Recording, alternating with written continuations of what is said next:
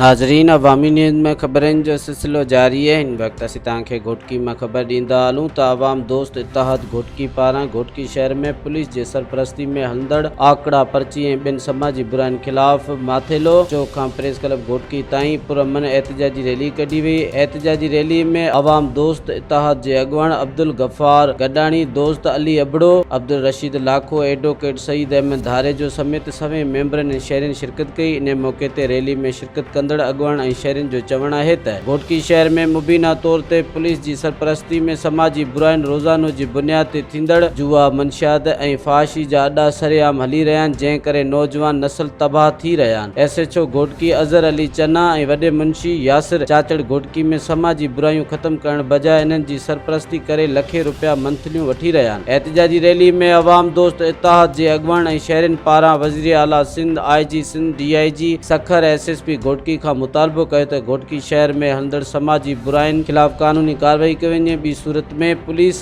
खिलाफ तहरीक हलाई वेंदी। मज़ीद खबरों और तफसीलात के लिए विजिट करें हमारी वेबसाइट www.awamiNewsHD.com।